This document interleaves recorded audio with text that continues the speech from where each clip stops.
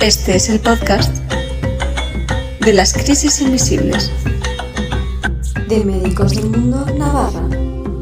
Nafarroako munduko medikuak. Bienvenidas y bienvenidos a un capítulo más de Crisis Invisibles. Hoy, como veréis, aquí echamos en falta a Blanca, que no ha podido estar, pero le mandamos un besito muy grande desde aquí.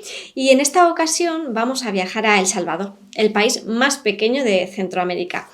Pero también es uno de los más densamente poblados y con una historia muy compleja y muy fascinante al mismo tiempo. Si volamos desde Madrid, vamos a llegar a su capital, a San Salvador.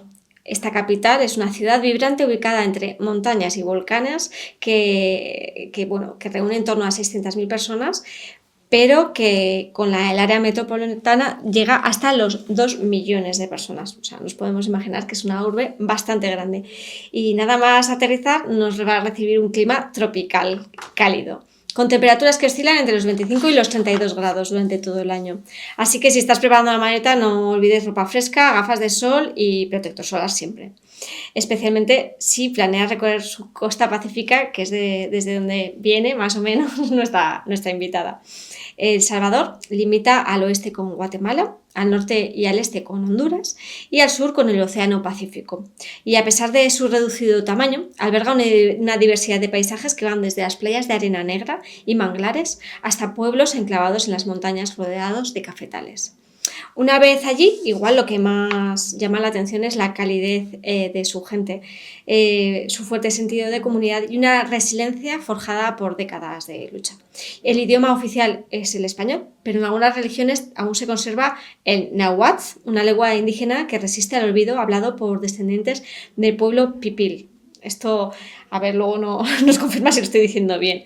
Y bueno, y si hay algo que define El Salvador, es su arte también popular, sus expresiones culturales llenas de color y, por supuesto, su música. La moneda oficial es el dólar estadounidense, adoptado en el 2001, y la economía salvadoreña depende en gran medida de las remesas enviadas por quienes migraron, así como del comercio, la agricultura y el incipiente turismo, que poco a poco se va redescubriendo estas riquezas naturales y culturales del país. Bienvenidos y bienvenidas a El Salvador. Y para conocer más qué está ocurriendo en Salvador, tenemos aquí a una abogada, inspiradora, activista de los derechos humanos, Ivania Cruz, que nació en la zona de la costa de Salvador, como antes me estabas contando, pero que ha vivido durante muchos años en la capital, en San Salvador. Ivania es eso, como decía, es licenciada en Ciencias Jurídicas, es abogada y ahora es maestra en Derechos Humanos. Ha representado a más de un centenar de personas detenidas de forma irregular en el país y ha acompañado a sus familias en un proceso doloroso pero lleno de dignidad. Fundó la Unidad de Defensa de los Derechos Humanos y Comunitarios, UNIDEC, desde donde realiza su activismo y su trabajo, y que recientemente ha sido atacado, de lo que también vamos a hablar más adelante.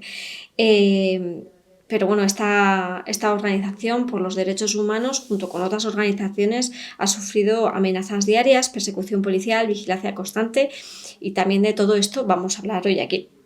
Y hoy la hemos traído desde Bilbao, donde ha encontrado redes de apoyo con Martín Etxea y la Fundación Munduat, y de esta manera continúa internacionalizando los casos más graves y construyendo alianzas con otros defensores y defensoras de los derechos humanos. Así que, bueno, no estás sola. Nosotras también queremos mostrar el apoyo a la lucha que estáis haciendo, y no me voy a enrollar mucho más. Solamente decir que, además de esta entrevista, sí que os invitamos a que visitéis las redes sociales, tanto de Ivania, ¿vale? Ivania Cruz, la encontraréis en varias redes sociales, y de UNIDEC, porque allí se van actualizando la información sobre los casos que vamos a hablar ahora. Bueno, muchísimas gracias por venir, Ivania. Gracias a ustedes por el espacio que nos permite un poco conocer sobre el país. Yo le agregaría un poco más con el tema de la gastronomía, como nuestras pupusas. Y un placer estar en esta oportunidad precisamente visibilizando la situación real de lo que está pasando en El Salvador en su contexto político, social, violaciones de derechos humanos, persecución política y en lo particular también casos propios que hemos enfrentado en el país. Por ir un poco como al comienzo, por lo menos al comienzo, tu comienzo, ¿no? Sí. Bueno, cuéntanos un poco cómo era El Salvador que tú conociste cuando eras pequeña y bueno, y cómo comenzaste también tus primeros pasos hasta decidir estudiar ciencias jurídicas y luego hacerte abogada. Bueno, yo vengo de padres que siempre han estado en movimientos sociales, organizativos, y eso me permitió crecer en ese ambiente. Soy la hija menor, somos 4 hermanos, y me crié en un municipio que se llama Zacatecoluca, que es una palabra náhuatl incluso. En ese contexto habían necesidades, ¿verdad? Como todos, pero había otra gente más pobre que uno incluso. Y en ese círculo comencé a involucrarme y a estar en reuniones, a estar viendo cómo se apoyaba a comunidades, siempre con el tema de defensa de sus tierras, de problemas de títulos de propiedad. Y en eso siempre me gustó. Siempre me gustó lo que se estaba haciendo, ayudar a otros. También en el colegio siempre me destaqué en el liderazgo. Era muy buena alumna, tenía buenas notas a pesar de la rebeldía que dentro de mi personalidad siento que me describe. En eso sentí tener vocación sobre ello. Y de mi infancia también recuerdo un ambiente bastante violento porque lamentablemente en El Salvador se ha vivido por años el problema de las pandillas. En el municipio donde yo nací se fundó una de las pandillas que es la Mara 18 y tenías que obviamente cuidarte, ¿no? Cuidar el contexto, siempre las familias tenían cuidado si entrabas a un barrio, era un territorio dominado por ellos, una situación de pedir permiso para entrar en algunas zonas o peligroso estar en un conflicto entre 2 pandillas y una bala perdida, muertos, etcétera. Es bastante traumático para niños que vamos creciendo en ese contexto de no sales hoy porque hay un conflicto o se escuchan balas, etcétera. Todo eso nosotros lo vivimos en carne propia. Y en el colegio, en ese sentido, también siempre me indignaron las injusticias. Mi primer acto de rebeldía fue cerrar el colegio porque no teníamos una hora digna de almorzar y los alumnos, que dentro de que la mayoría eran pobres y tenían que ir hasta sus casas a almorzar y después llegar, nos cerraban las puertas porque llegábamos tarde. No va a entrar a clases. Entonces le estabas privando la educación a ellos por esa necesidad. Entonces no, cerramos el colegio, no queremos 30 minutos de almuerzo. ¿Cuántos años tenías? Tenía 13 años. Madre mía, ¿eh? O sea, no te andabas con chiquitas tú. No. Cerrar el colegio. Cerrar el colegio. Éramos los presidentes del cuerpo estudiantil diferentes y no, bueno, hagamos una reunión, nos ponemos de acuerdo, cerramos el colegio, le llaman a mis padres a poner la queja, ¿no? A mi mamá y a mi papá. Para mí me resultó un poco gracioso porque mis papás, en vez de regañarme, ellos estaban orgullosos de lo que yo estaba haciendo. Claro, por supuesto. Sí. Entonces, pues eso, ahí, esa ocasión me llamaron, bueno, ¿y usted qué es la defensora de los estudiantes o qué? Y que no sé qué. Y me gustó. Y yo dije, voy a estudiar para abogada, definitivamente. Me gusta la bronquita, ¿verdad? Así un poco. Qué bien. Y entonces, bueno, en ese contexto comenzaste tu licenciatura en Ciencias Jurídicas, luego te decidiste continuar con los estudios hacia abogacía y más tarde hacia derechos humanos. ¿Qué pasó en ese momento? Porque sé que pasó algo que también te decantó, ¿no? Aún más Sí. por esta línea, ¿no? Profesional. Sí, mira, en el municipio donde yo soy originaria, como lo mencioné, fue el municipio de mayor violencia a nivel nacional. Entonces nos toca emigrar para la capital y estudiar. Tenía apenas 16 años cuando comencé la universidad. saqué la licenciatura, estaba en mi proceso con el tema de la abogacía y puse la oficina jurídica junto con otros colegas. Posteriormente hice mi familia, estaba en mi proceso que había tenido mi primer hijo y una etapa muy bonita como toda mujer en ese momento de maternidad. En eso, en el 2019, fundamos el tema de UNIDEP porque vimos la necesidad de los líderes comunitarios que eran 8 comunidades a nivel nacional y tenían un problema en común. La amenaza de desalojo con la llegada de Bukele. ¿Por qué? Porque Bukele desde sus campañas políticas mencionaba proyectos habitacionales o el Tren Pacífico y todo eso nosotros decíamos, sí, pero no están dándole una opción alternativa a las comunidades. Eso significa que van a utilizar la fuerza para desalojarlas y va a haber problemas. Entonces, los líderes se venían preparando para esa situación y nosotros como abogados dándole la asistencia, asesoría, etcétera, y pues comenzamos con ello. En el 2021, es ahí donde me convierto en madre, mi hermano es un médico graduado en Cuba, ejerciendo en el Ministerio de Salud, fue el médico encargado del tema COVID, que estuvo en primera línea en ese contexto, pero también él había tenido su actividad política y estaba como cuarto regidor de la alcaldía, que aquí le llaman ayuntamiento, de Zacatecoluca. Y Bukele, al llegar a la presidencia, y después de tener la mayoría en la Asamblea Legislativa, él comienza ya a generar golpe de Estado. Le da un golpe de Estado a la Corte Suprema de Justicia, quita a los magistrados, impone a los servidores de él, quita al fiscal general de la República e impone al fiscal de él. En ese escenario, cuando ya tiene los 3 poderes controlados, porque tenía la mayoría también en el Congreso, pues ordena la detención de ciertos alcaldes de otros partidos políticos, los opositores. En esa orden, pues también se van los alcaldes del Partido Único de Izquierda en ese momento en El Salvador y mi hermano está preso. Yo tenía 3 meses de un posparto, me toca dejar esa etapa, o sea, fue una frustración también interna, me toca dejar esa etapa sacrificando incluso a mi hijo porque dejé de darle lactancia materna porque el impacto era muy fuerte en la familia. Y me puse como abogada a la defensa de mi hermano, obviamente. Ese momento en el país, los partidos políticos tradicionales estaban teniendo obviamente un decline y las organizaciones desarticuladas completamente. Entonces ahí tuvimos que organizarnos los mismos familiares de las personas detenidas. Y bueno, se creó un comité y es ahí donde a mí me toca y me proponen, Ivania, tú puedes ser la vocera de los presos políticos. Y ya mi hermano detenido. Y entonces para mí fue una de las decisiones más difíciles que me tocó. Y lo consulto con mi madre, ¿no? Y le digo, ¿qué hacemos? Y las palabras de mi mamá nunca se me van a olvidar. Y me dice, como ellos vienen de una lucha social de años, me dice, hija, si mi hijo tiene que ser un mártir para que las injusticias se sepan, lo vamos a tener que enfrentar. Acepte ser vocera para comenzar a denunciar lo que está pasando. Y ahí acepto, ¿no? Con el riesgo de que si mi hermano estaba dentro, podía pagar, digamos, la consecuencia de la lucha que estábamos haciendo fuera. Pero también nosotros pensamos, ellos tienen el poder, ellos pueden hacer cualquier cosa con nuestros familiares. Entonces yo prefiero hacer algo que quedarme con los brazos cruzados. Es que las activistas y los activistas en algunos países realmente ponéis el cuerpo. Ponéis el cuerpo e incluso el riesgo de vuestra familia, ¿no? O sea, como nos estás contando. Al final son decisiones incluso familiares las que tomáis en defensa de los derechos humanos.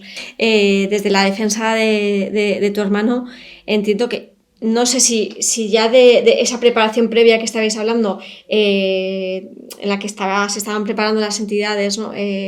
Para esta situación, os podíais imaginar algo como lo que vino después con la presidencia de Bukele, que por supuesto ya creo que no se le puede llamar democracia, no sé a nivel internacional si se sigue reconociendo como una democracia, pero bueno, en el momento en el que ha copado los 3 poderes, no sé cómo lo ves tú. Sí, bueno, mira, tal vez Bukele pudo haber llegado, obviamente, democráticamente a la presidencia, pero la reelección ahora ya es un gobierno de facto. La Constitución de la República de El Salvador violenta 8 artículos de que la reelección no se puede realizar y Bukele se ha reelegido inconstitucionalmente. Obvio que eso ya no es democracia, el golpe de Estado a la Corte y la sustitución de la Fiscalía y después de todos los funcionarios de segundo grado tampoco es democracia. Y es así que comienza a hacer reformas a los procesos penales, a los procesos electorales, a coartar todo a finalidad de conservar el poder. Entonces, eso lo ha venido realizando. Entonces, el contexto personal, en el momento que nos estábamos enfrentando, en eso estaban desarticuladas las organizaciones y una concentración no pasaba más de 500 personas. Sabíamos que estábamos luchando con un monstruo estatal, con mucha popularidad, obviamente, y que se vendió como un presidente millennium, con las redes sociales, algo nuevo, está rompiendo el bipartidismo, pero pocos conocían exactamente cuáles eran las intenciones de Bukele. Y en lo particular, yo fui una joven que nunca le creyó desde que comenzó con sus algunas incidencias políticas. ¿Y por qué? Porque se veían características de intereses propios, más que ayudar a las personas, que era lo que vendía obviamente en redes. En eso muchos han caído en esa trampa de publicidad, en una burbuja que vende de El Salvador completamente falsa y que él se ha autodominado, ¿no? El salvador del tema de las pandillas, situación que también es falsa porque ahí se esconde mucha situación oscura de un pacto y una tregua entre las pandillas con el gobierno. Porque desde que Bukele llega, las pandillas cambian su modo operando. Es decir, todos los días era un asesinato, homicidios y los cuerpos a la luz del día. Desde que Bukele llega, el modo de homicidio baja, pero las desapariciones incrementan. Y ya no era un cuerpo a la luz muerto ni nada de confrontamiento y algo está pasando, ¿no? Entonces, después de la pandemia, por medios periodísticos e investigativos, revelan esa información del tema de la tregua con pruebas y todo. Y aquí está la respuesta. El fiscal que Bukele quitó tenía una investigación denominada Catedral, que eran los funcionarios que estaban pactando con las pandillas. Y pues no sabíamos a magnitud todo lo que se nos venía encima, pero también se creó un bloque de organizaciones que lo llamamos Bloque de Resistencia y Rebeldía Popular. Ahí se aglutina más de 35 organizaciones feministas, derechos humanos, defensores de tierra, agricultura, etcétera, donde nosotros nos dijimos, bueno, vienen momentos de resistencia y hay que hacerle frente a esta situación. Pero para que eso pasara, tuvimos que comenzar solos. O sea, en el 2021, te comentaba, solo éramos los familiares, solo había concentraciones de 500 personas, pero ya en el 2022, cuando se aprueba el régimen de sección, fue porque existió ese rompimiento de tregua entre las pandillas con Bukele y aprueban el régimen de sección el 27 de marzo del 2022. Porque hubo más de 90 homicidios en todo el territorio. Entonces, las maras le estaban dando un mensaje a Bukele, pero cuando pasó eso, Bukele ya había liberado a 10 pandilleros de la Mara Salvatrucha y estos habían escapado del país, pero él los liberó de la cárcel de máxima seguridad. Entonces, en eso nos pareció, ¿qué va a pasar? Porque este régimen de sección, comenzamos a ver que lo que estaban aprobando desde la Asamblea Legislativa no era solo para las pandillas, era para todo el pueblo. Hoy, 2024, no todo es oscuro, porque entre más represión del gobierno de Bukele, está existiendo más lucha. Y hay concentraciones en El Salvador con más de 10.000 y 15.000 personas después de iniciar en el 2021 con un grupo de personas. Entonces, yo estuve en el proceso de inicio y ahora se han creado otras organizaciones de cara a las necesidades de víctimas del régimen de sección. UNIDEP estaba para las comunidades en amenaza de desalojo, pero con esto que estaba pasando se crearon 4 líneas de acción y eran comunidades de desalojo, víctimas del régimen de sección, persecución política y combate contra la corrupción, porque estábamos teniendo información, denuncias y pruebas de corrupción en muchas instituciones de funcionarios de Bukele y nosotros nos convertimos en las primeras organizaciones en denunciar a funcionarios de Bukele. Porque ubiquemos un poco, para quienes nos estén escuchando, como bien decías, ¿no? El Salvador ha sufrido unos niveles de violencia muy altos debido a las bandas y bueno, Bukele llegó con ese marketing, ¿no? Esa burbuja que decías de acabar con la violencia en las calles. Hubo ese pacto que estabas comentando que se deshizo, no me acuerdo en qué fecha has dicho, en 22. En 2022, o sea, Bukele llega en 2021, ¿no? En 2022 se deshace este pacto y en ese momento, en 2022, entiendo que es cuando empieza este estado de excepción. ¿Qué significa este estado de excepción tanto para las personas, o sea, la manera que tiene supuestamente para acabar con esta violencia en las calles, ¿no? ¿Qué supone también para la ciudadanía? Sí. Quizás solo hacer una aclaración. Bukele llega en el 2019. Vale. Pero no tenía la mayoría en la asamblea. Y la mayoría la logra en el 2021. Y ahí Bukele dio unas características de que quería toda la fuerza. Porque antes de tener la mayoría en la asamblea, él el 9 de febrero interrumpe la asamblea con militares. Y después retrocede. Porque él manifestaba, no me dejan gobernar. Y le miente al pueblo en decirle, denme la mayoría en el Congreso para poder gobernar bien. Y al final el pueblo obviamente vota por esa campaña y es así que ya cuando tiene todo el poder ya el pueblo comienza a sentir la medicina amarga que él mismo lo autodominó así en su discurso presidencial, ¿no? Que iba a haber medicina amarga. Entonces, en todo este contexto, pues el régimen de excepción, lo que se aprueba, ¿qué era lo que conllevaba? 1. Decía que teníamos prohibición de libertad de asociarnos. Entonces comenzamos a tener reuniones clandestinas al inicio del régimen de excepción, porque 5 o 6 personas reunidas ya te podían acusar de agrupaciones ilícitas. 2. Las detenciones que normalmente se hacen en el país tienen que tener una orden de captura y 72 horas en una delegación policial para ver si se va a judicializar el caso a un tribunal o no. Ahí se amplió a 15 días que personas podían estar en delegaciones policiales y que no necesitaban orden de captura. Los podían capturar a criterio de la policía. 15 días. Pero también la Fuerza Armada comienza a tener un papel de seguridad pública, totalmente prohibido por la Constitución, pero habían soldados que estaban capturando personas. La otra limitante es que para que intervengan tu celular o tus situaciones, digamos, que son íntimas, necesitaban antes una autorización judicial, ahora ya no.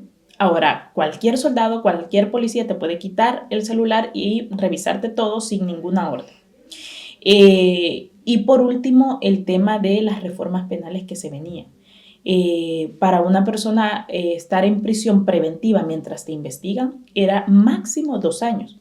Ahora en El Salvador pueden estar hasta 3 y 4 años, pareciera que están cumpliendo una pena anticipada. Es una situación así, te capturan y si sos inocente o culpable, mientras te investigamos, estás encerrado unos 3 años. O sea, prácticamente así es en El Salvador. Sí, vamos. Te destrozan la vida por si acaso y luego ya vemos. Ahí ya vemos. Y en eso, 3 años han detenido a más de 86,000 personas. Lo curioso de esto, con esta guerra contra las pandillas, es que nunca hubo una bala perdida de la policía para capturar a los pandilleros. La cantidad de pandilleros no coincide con el armamento que deberían de haber tenido la policía para hacerlo. Entonces, era muy curioso ese contexto de cómo.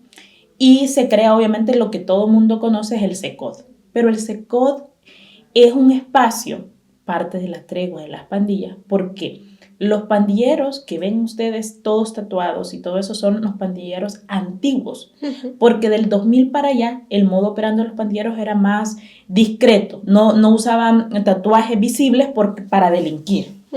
Entonces todos esos pandilleros que ustedes ven es que tienen 40, 50 y toda la vida para tener una pena, es decir, son los condenados que pasaron de la máxima seguridad al CECOD, y esos condenados son el telón de publicidad de Bukele para vender ese modelo a muchos países. Eso es lo que ha pasado. Ahora, la gente inocente, los agricultores, campesinos que vivían en zonas de pandillas, que fueron víctimas de pandilleros, ahora son víctimas del Estado.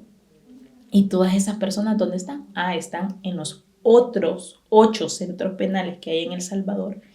Y hay más de 500 personas que se han reportado muertas o algunas desaparecidas porque no sabemos si existen fosas clandestinas y no tenemos ningún número exacto porque desde la llegada de Bukele no hay rendición de cuentas. Hay una ley que aprobaron con 7 años de reserva. No sabemos a qué va destinado los impuestos de los salvadoreños, en qué lo están gastando, ni nada por el estilo.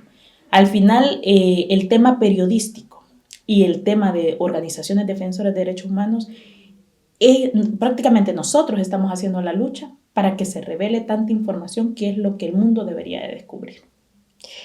Y además, a pesar de vender, que ha acabado con el problema de las bandas, el estado de excepción sigue estando activo.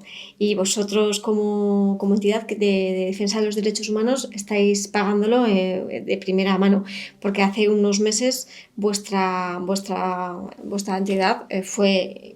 Bueno, no sé si decir intervenida, porque creo que es muy suave, pero bueno, cuéntanos un poco cuál es la situación desde hace pocos meses, bueno, que supongo que llevabais arrastrando desde hace varios años, pero que hace dos meses que digamos que se hizo realidad. Sí. En ese contexto de régimen de sección ya no tiene nada, ¿verdad? Porque ya se convirtió en permanente. Normalidad, ¿no? En la política de seguridad de Bukele. Y así ha encarcelado, hay más de 100 presos políticos en ese contexto, 17 sindicalistas, un muerto sindical, ambientalistas también. Bukele amenaza con reactivar la minería actualmente en El Salvador. Y nosotros llevamos la defensa de varios presos políticos. Y como dije, de combatir el tema de la corrupción. Como estábamos tocando casos muy emblemáticos, comenzamos a hacer un riesgo para el régimen de Bukele, ¿verdad? En toda la información que estábamos revelando. Uh-huh. Eso obviamente nos pone en primera línea y nuestra seguridad cada vez era más peligrosa. Nuestra incidencia también ha marcado al nivel internacional. Eso me ha traído acá, ya es mi 4ª ocasión acá al País Vasco, que siempre me ha abierto las puertas, que las organizaciones han estado preocupadas de la situación de El Salvador y que ahora precisamente tengo el apoyo de Martín Echea y Mundubat, que me permite seguir mi trabajo de jurista, pero también mi trabajo de activista. Y eso estaba yo acá y el 25 de febrero allanaron nuestras oficinas de UNIDED y nuestra vivienda, ¿verdad? Mi vivienda, donde el cual se encontraba mi madre, una persona adulta mayor con enfermedades crónicas, enfrentando una situación que te botan la puerta para entrar a tu casa, no te muestran orden de allanamiento, sino que a revisar de forma arbitraria. Y esto que nos ha pasado y lo hemos permitido revelar, ¿no? Porque tenía cámaras en mi vivienda, cámaras en la organización y era bien difícil cómo contábamos nosotros a lo largo de todos estos años cómo venían haciendo allanamientos, capturas arbitrarias, pero nadie lo había podido documentar y hoy nosotros lo hemos revelado. Entonces, esto que nos ha pasado y que estoy contándolo de mi persona es lo que le ha pasado a miles de familias en un contexto donde a veces hay niños, donde se llevan a padres y los niños han quedado solo en vivienda, hay una situación de niñez en modo de abandono de más de 64,000 niños y adolescentes en ese estado, que yo les pregunto cómo van a combatir el tema de seguridad si prácticamente estos niños, ¿qué futuro les espera? Así comenzaron las pandillas, en base a necesidades, desempleo, falta de educación, pobreza, etc. Entonces lo mismo nos ha pasado. Ahora, con la organización, nosotros tenemos mucha información que pudimos resguardar por nuestros casos y por otra parte sí hemos sido víctimas de esa persecución política y una de las situaciones que más lamentamos es la captura de Fidel Zavala, vocero de nuestra organización, una persona que estuvo detenida 13 meses por un proceso que se enfrentó, que fue declarado inocente y que fue la primera persona en el país de poner su rostro ante la Fiscalía General de la República, de poner una denuncia por torturas y corrupción de centros penales, denunció al director general de centros penales de El Salvador. O sea, lo que este joven hizo es algo emblemático. Y a pesar que Fidel Zavala tuvo oportunidades de salir del país, de tener apoyo de organizaciones por la defensa que él estaba ejerciendo, él prefirió sacrificar y mantenerse ahí, sea cual sean las consecuencias, y lamentablemente, a pesar de que se convirtió en una figura pública, que él denunció a nivel internacional esta situación, pedimos medidas. a la Corte, bueno, a la Comisión Interamericana de Derechos Humanos, y en este contexto hemos estado en comunicación porque es un proceso, un trámite abierto. Ahora hemos comunicado que lo han recapturado, lo están acusando de agrupaciones ilícitas, nos están acusando, yo acá con una orden de captura por agrupaciones ilícitas, junto con mi colega también Rudy Joya, que también se encontraba haciendo esa incidencia junto conmigo, y todo por defender una comunidad que es denominada La Floresta, que estaba con amenaza de desalojo y que ahí existen intereses económicos. La ministra de Vivienda es Michelle Sol, prima de la esposa de Bukele, Gabriela de Bukele, y que pretenden hacer un proyecto habitacional en esa zona de personas que han vivido ahí durante 12, 15 años sin título de propiedad, porque en El Salvador a nivel nacional existe esa problemática, y en eso, por ser abogados de ellos, pues obviamente dentro de la acusación, ¿no? Dicen de que nosotros incitábamos a la gente para usurpar los terrenos, cuando la gente ha vivido todo el tiempo ahí, lo que estábamos haciendo es defender.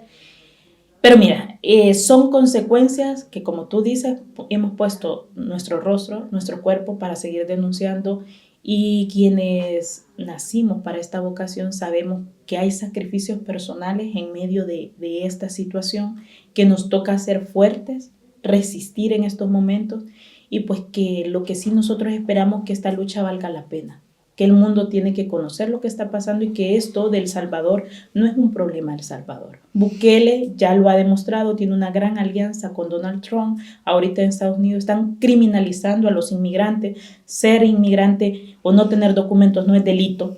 Y en El Salvador lo mismo. Bukele vende a todos como pandilleros y hay miles de inocentes. Y bueno, pues es un riesgo. Y lo que estabas comentando antes, ¿no? Que la política de Trump también es vía expulsar a muchas personas migrantes vía esta acusación de pertenecer a una asociación ilícita, incluso terrorista, ¿no?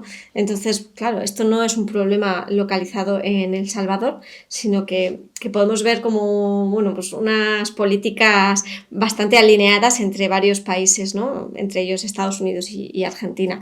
Y bueno, y desde luego que, bueno, comentar que vuestro compañero Fidel sigue estando capturado. Sí que hay denuncias internacionales ya de que esto supone una vulneración de los derechos humanos, pero bueno, que el tema es que cada día va evolucionando de diferente manera, ¿no? Y vosotros estáis trabajando desde aquí, pues ya no sabemos si de manera permanente, pero al menos el próximo tiempo vais a seguir luchando desde aquí, ¿no? En defensa de todo lo que está pasando allí. Sí, creo yo que, mira, como lo decimos nosotros, no hay mal que por bien no venga, ¿no? Porque nosotros lo vemos desde la postura que, y se lo he dicho a las organizaciones, vean en mí y en el equipo de UNIDEP, que estamos fuera del país, los voceros a nivel internacional de la situación del Salvador, y que nuestra lucha va a seguir y nuestra actividad va a seguir acá, porque no nos vamos a doblegar ante el sistema, que eso es lo que pretende, callarnos, silenciarnos, que tengamos miedo, que no enfrentemos situación, que no estamos dispuestos a abandonar la lucha. Y ahora solamente cambió la trinchera. Ya lo hicimos en el territorio a nivel nacional, hoy mi trinchera es a nivel internacional. Estoy convencida en eso, y con la captura de Fidel Zavala, él representa el rostro de miles. Y Amnistía Internacional ha emitido una alerta de acción urgente después de 10 años que no lo emitía a favor de alguien del Salvador, ni de la organización. Lo ha emitido por UNIDEP también, lo ha emitido por Rudy Joya, por mi persona, que somos precisamente los voceros principales de la organización. Y por otra parte, la relatora también, defensora de derechos humanos de Naciones Unidas, el 2 de abril han trasladado a Fidel, se encontraba en una delegación policial en este contexto de las audiencias, y lo han trasladado para que vean qué criminal es el Estado. Lo han trasladado al centro penal donde están los custodios que Fidel Zavala denunció por torturadores. Es como entregarlos a supertubos. Y una persona de alto riesgo con estas características obviamente puede sufrir cualquier tipo de situación, porque lamentablemente, yo lo digo sin tapujos, ahorita no gobierna en El Salvador criminales. Y eso es bastante fuerte lo que estamos enfrentando, pero creo yo que el sacrificio de Fidel Zavala no puede quedar en vano. Al menos nosotros vamos a seguir comprometidos a alzar la voz por todo esto que está pasando. Bueno, todo lo que estás contando es increíble. No sé si estáis muy en la lucha del día a día o habéis tenido un tiempo para reflexionar sobre cuál es la situación de El Salvador ahora mismo, que esa sí que creo que la tendréis bastante presente, pero cuáles son los siguientes pasos a dar para que ¿en qué estáis pensando, ¿no? En que se denuncie los niveles de corrupción, en que desde los poderes internacionales se haga algo. No sé qué pasos hay que dar ahora.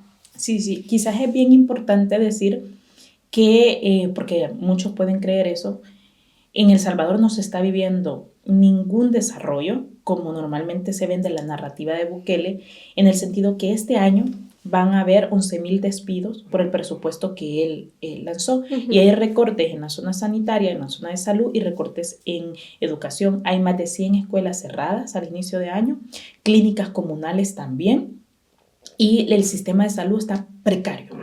Es decir, que todo lo que está pasando, tanto el régimen de excepción más toda esta situación en otros ámbitos y la economía también que ha venido un alto costo a la vida de más de todo el tiempo de Bukele, no ha existido un aumento al salario mínimo y el alto costo está por las nubes.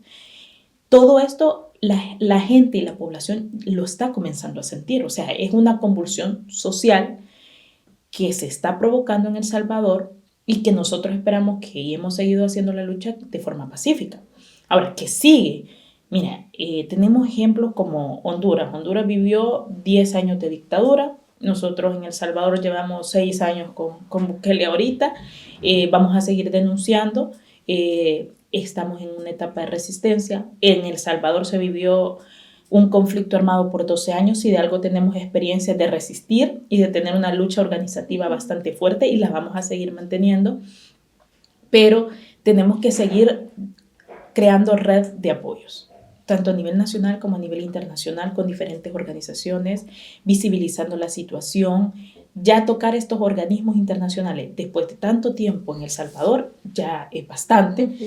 Pero nos vamos a entregar lo de todas las denuncias que tenemos, ¿no? UNIDEP tiene informes que estamos dispuestos a entregárselas a diferentes organizaciones para que documenten, y creo yo que nuestra tarea es eso: organización, lucha, denuncia pública a nivel nacional e internacional para que se restablezca la democracia que tanto costó en el país, porque en el 92, no hace mucho, se firmó los acuerdos de paz y hay muchos mártires, mucha sangre derramada en el país para que todo esto esté pasando. Así que sí estamos viviendo momentos difíciles, pero también, lo decía yo en una entrevista, las calles le están perdiendo el miedo a Bukele.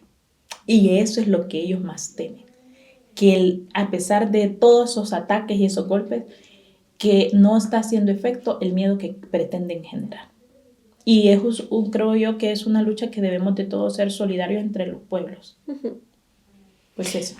Es muy bonito que hablas y que caracteriza tanto, yo creo que a las personas que vivís en El Salvador, ¿no? De esa fuerza comunitaria y esa resiliencia, ¿no? Tenéis toda una historia y al final la historia va marcando una idiosincrasia de un pueblo y vosotros estáis ahí resistiendo, y de hecho las organizaciones como UNIDEC no están cesando en su empeño de denunciar a pesar de las amenazas y de los riesgos, y junto con vosotras también hay un montón de asociaciones, como decías, medioambientalistas, feministas, ¿no? Que supongo que ahora mismo también estarán en riesgo.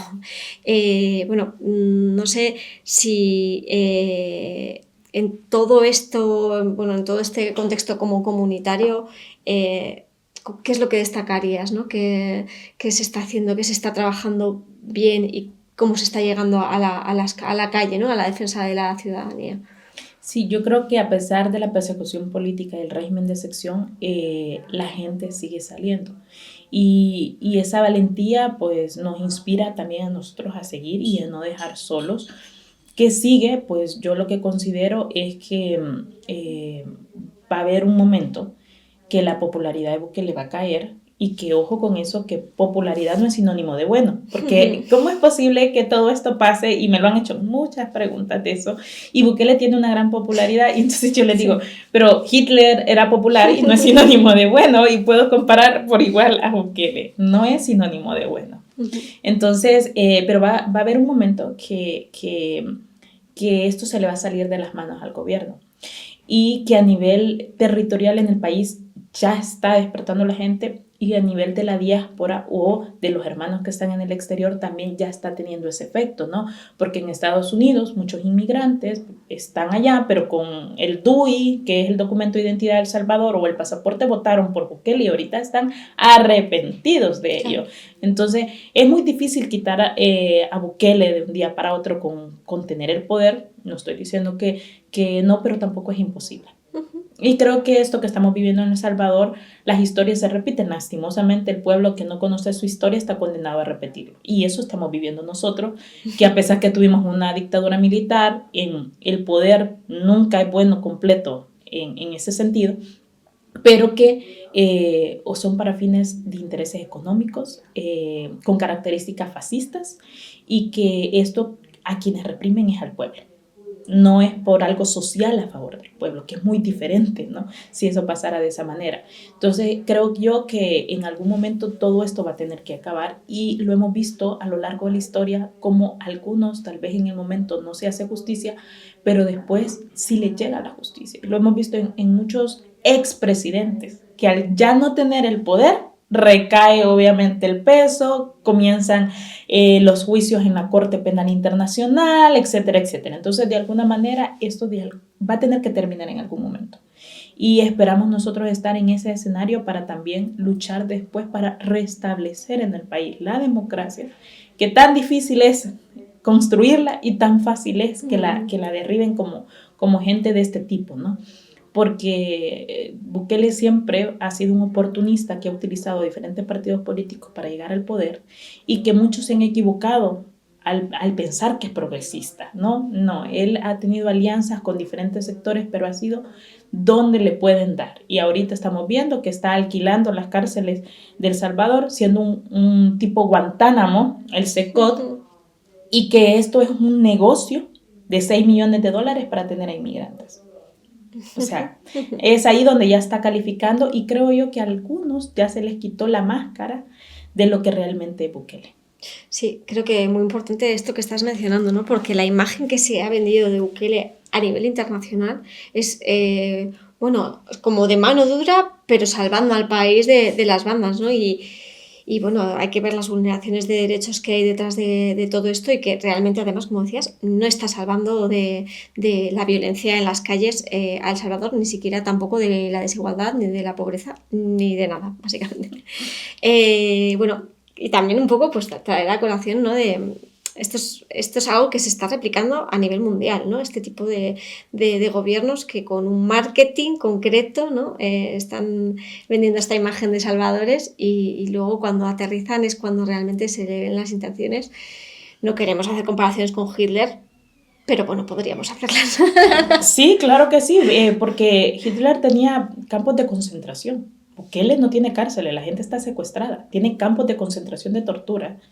Y ves una gran diferencia en las condiciones de cómo es un pandillero, de cómo salen otras personas en otros centros penales que se están muriendo, desnutridas. O sea, no es una comparación lejana, realmente es muy, muy certero y que están tratando a El Salvador como su finca, de que solo está gobernando para una minoría, para la oligarquía del país y que por otro lado los pobres le estorban. Hay desalojos en el centro histórico porque no, el señor que vende paletas me estorba porque vienen los turistas y aquí es para los restaurantes de los hermanos de Bukele. Han comprado edificios en el centro histórico, restaurantes.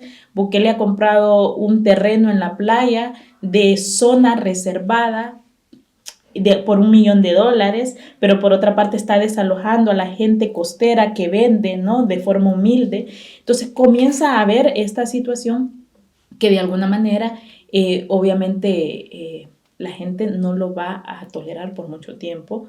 Eso es una. Y lo segundo es el tema global, ¿no? De este modelo que deben de tener cuidado en replicarlo a otros países y no está lejano también acá porque la juventud ahora se deja guiar por lo que ve, redes sociales, ahora la inteligencia artificial que te puede engañar muy fácilmente, y preocupa que jóvenes digan, no, a mí no me importa vivir en una dictadura, sea de cual sea el país. Preocupa porque realmente no lo han vivido, ¿no?